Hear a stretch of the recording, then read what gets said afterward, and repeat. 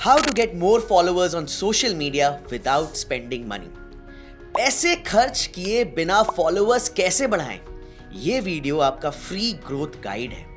Social media पे followers चाहिए तो आपको एल्गोरिदम के साथ गेम खेलना होगा, ना कि उसके अगेंस्ट। आज के वीडियो में मैं आपको दूंगा एग्जैक्ट रोड मैप जिससे आप अपना फॉलोइंग ऑर्गेनिकली बढ़ा सकते हो, बिना एड्स, बिना ट्रिक्स, सिर्फ रियल एंगेजमेंट और स्मार्ट स्ट्रैटेजी के साथ। सबसे पहली इंपॉर्टेंट चीज है प्रोफाइल ऑप्टिमाइजेशन।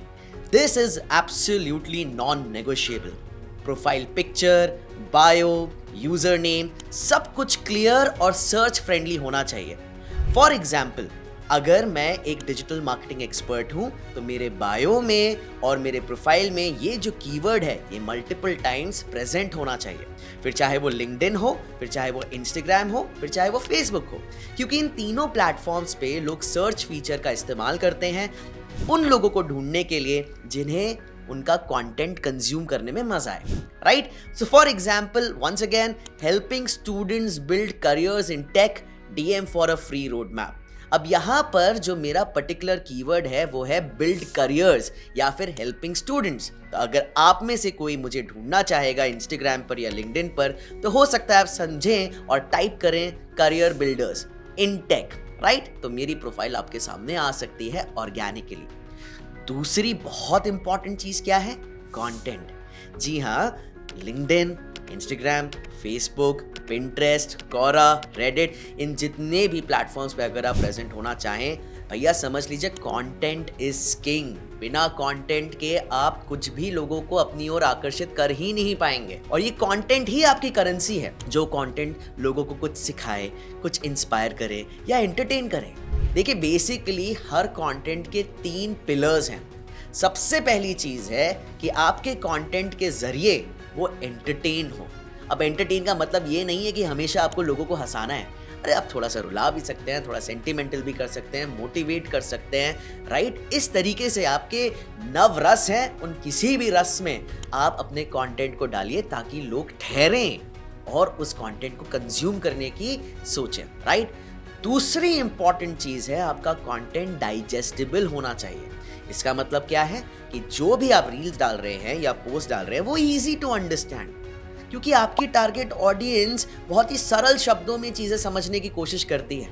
कोई अगर आप हेवी जार्गन्स यूज करेंगे, if you are going to be utilising some very difficult words for your target audience, then they will not relate to you. And therefore वो जो ऑडियंस किस भाषा में बात करती है, किस भाषा को समझती है, क्या उनका लहजा है, उसी लहजे में जब हम कंटेंट डालेंगे तो वो एंगेज रहेंगे। और तीसरी और सबसे इंपॉर्टेंट चीज है अपने कंटेंट को रिलेटेबल बनाना। फॉर एग्जाम्पल, अगर मैं एक आटा का ब्रांड हूं, मैं नया नया अपना आटा लॉन्च कर रहा हूं। अब अगर वही घिसे पिटे मैं बताऊं कि ये आटा में इतने प्रोटीन है, ये इसमें फाइबर है, ये सारी चीजें हैं, तो ये बातें तो लोग सालों से सुन रहे हैं। लेकिन सोचिए, अगर मैं कहूं कि ये आटा आप जब खाएंगे, इसके पराठे बनाएंगे या इसकी रोटियां बनेंगी, तो आपको अपने बचपन के दिन याद आ जाएंगे। आपको अपने दादी के दिए हुए गर्मा गर्म सुबह सुबह जो बनाए हुए पराठे हैं वो याद आ जाएंगे। एक फीलिंग है, एक नॉस्टैल्जिया है। या फिर आप अकेले रह रहे हैं, आपकी टारगेट ऑडियंस 30 से 35 साल की उम्र के हैं, वो अकेले रह रहे हैं कहीं दूर शहर में और उन्हें घर के खाने की याद आती है। और अगर आप इसी इमोशन को कैप्चर करके अपनी रील्स या कंटेंट बनाएंगे तो इस टारगेट ऑडियंस के लिए वो रिलेटेबल हो जाएगा। और जब चीजें रिलेटेबल होती हैं तब वो शेयर वर्दी भी होती हैं, यानी कि वो ये कंटेंट बाकी लोगों के साथ शेयर करेंगे। हो सकता है ये एक रील देखें जहाँ पे माँ अपने बेटे को गरम गरम पराठे खिला रही हैं उस पर्टिकुलर आशीर्वाद आटा के साथ, तो ये जो रील है, जो बच्चा है वो अपने माँ के साथ या अपने सिबलिंग के साथ या अपने फ्रेंड्स के साथ शेयर करेगा, क्योंकि ये रिलेटेबल कंटेंट है। ये याद रखिए। Number 3, very important, use searchable captions. Instagram और लिंक्डइन सर्च इंजन जैसे ही काम करते हैं। जैसे कि मैंने पहले भी बताया, अगर आप अपने स्पेसिफिक कीवर्ड्स अपनी बायो में, अपने अबाउट सेक्शन में, अपने कंटेंट में इस्तेमाल करेंगे तो ज्यादा चांसेस हैं कि आपकी प्रोफाइल्स ऑर्गेनिकली लोगों के सामने आए। कीवर्ड्स आप यूज करिए, जैसे for example freelancing tips, Instagram growth hacks. अब यही कीवर्ड्स क्यों? आपको ये सोचना है कि आपकी टारगेट ऑडियंस जिन तक आप पहुंचना चाहते हैं वो कौन से कीवर्ड्स टाइप करते होंगे फेसबुक पर, इंस्टाग्राम पर, लिंक्डइन पर आपके जैसे व्यक्ति को ढूंढने के लिए, in order for them to be able to identify you or your products or your services, what could be the different types of keywords that they might be putting on these different platforms. And that is where using searchable captions become very important. Number 4, engage with intention. देखिए कई लोग होते हैं, content चला गया, किसी ने आपको थैंक यू भी कर दिया या फिर बोल दिया वेरी गुड कंटेंट, और आप क्या करेंगे, केवल लाइक कर देंगे या फिर एक जेनेरिक सा रिप्लाई कर देंगे, thank you so much, you are welcome, इस तरीके से। भैया ऐसे आपकी कम्युनिटी नहीं बनेगी सोशल मीडिया पे, ऐसे लोग आपसे नहीं जुड़ेंगे। आप कमेंट कर रहे हैं, उनको एंगेज कर रहे हैं, तो कॉपी पेस्ट वाला नहीं होना चाहिए, एआई वाला नहीं होना चाहिए। अगर किसी व्यक्ति ने, if somebody, one of your followers or non-followers has taken the pain to actually go ahead and put up a comment on your post, यानी उसने कुछ सोचा होगा, उसे कुछ अच्छा लगा होगा, इसलिए उसने कमेंट किया। आपको भी उसे स्पेशल फील कराना है, आपको भी बताना है। फॉर एग्जाम्पल, मैंने एक रील डाली, best tips for digital marketing, and आप ही में से किसी ने रिस्पॉन्ड किया, thank you so much sir, this was really nice. अब मेरा एक रिस्पॉन्स हो सकता है, गुड लक। आपको स्पेशल फील होगा? नहीं। लेकिन अगर मैं ये कहूँ, अच्छा तो आप बताइए आपको कौन सी टिप सबसे ज़्यादा अच्छी लगी, कोई डाउट है तो मुझसे पूछिए, या फिर इसको इम्प्लीमेंट ज़रूर करिएगा और मुझे बताइएगा कि आपका फीडबैक कैसा रहा। समझ रहे हैं? तो आपको रियल थॉट्स के साथ रिस्पॉन्स करना है, लोग नोटिस करते हैं genuine engagement. Number 5, consistency is trust.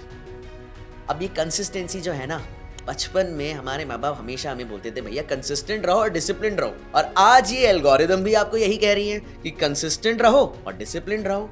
Her week आपने 3-4 पोस्ट डाले, 3-4 स्टोरीज डाली, राइट, तो आपकी ऑडियंस को पता रहेगा कि आप एक्टिव हैं, आपकी एल्गोरिदम को भी पता रहेगा कि आप एक्टिव हैं। लेकिन मान लीजिए आपने एक हफ्ते तो 3-4 पोस्ट डाल दिए और अगले 2 हफ्ते आप गायब हैं, आपकी ऑडियंस भी आप में इंटरेस्ट लूज कर जाएगी और इंस्टाग्राम या किसी भी सोशल मीडिया की एल्गोरिदम भी आप में इंटरेस्ट खो जाएगी, फिर दोबारा वो रीच पाना डिफिकल्ट होगा।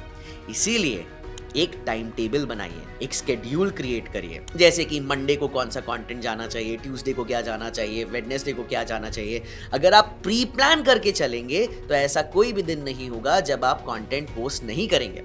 बहुत सारे स्केड्यूलिंग ऐप्स हैं, खुद इंस्टाग्राम और मेटा के प्लेटफॉर्म पर भी कंटेंट स्केड्यूलर्स हैं। हर किसी सोशल मीडिया प्लेटफॉर्म पे स्केड्यूलिंग ऑप्शन आपको मिलता है।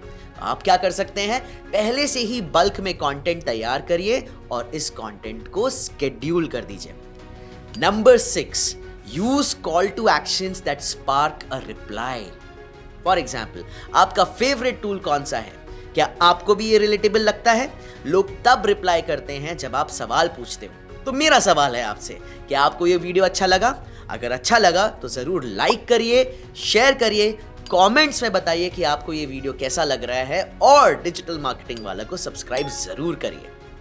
इसके आगे भी कुछ टिप्स हैं, जैसे कि लेवरेज स्टोरीज फॉर कनेक्ट। अब स्टोरीज क्या, आप खुद सोचिए, चाहे आप व्हाट्सएप पे जाएं, चाहे आप फेसबुक पे जाएं, चाहे आप इंस्टाग्राम पर जाएं, आप सबसे पहले ऊपर आई हुई स्टोरीज देखते हैं, है कि नहीं? जब आप स्टोरीज देखते हैं तो आपको पता लगता है कि अच्छा ये क्या हो रहा है, इस ब्रांड में क्या हो रहा है, ये पर्टिकुलर कम्युनिटी क्या कर रही है, मेरा दोस्त क्या कर रहा है। आपकी एक इनेट जो यूजर बिहेवियर है वो ये है कि हम सबसे पहले स्टोरीज देखें।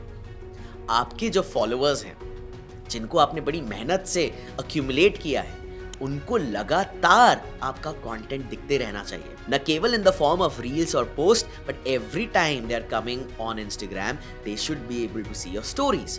अब ये स्टोरीज हो सकती हैं बिहाइंड द सीन्स। मान लीजिए जैसे आज ये पॉडकास्ट आपके सामने आया है, मैं अगर यहाँ की एक बिहाइंड द सीन रील बनाऊं या स्टोरी बनाऊं और इंस्टाग्राम पे डालूं, तो जो मेरे एग्जिस्टिंग फॉलोअर्स हैं उन्हें लगेगा अरे कुछ ना कुछ होने वाला है, क्यूरियोसिटी जागती है, राइट।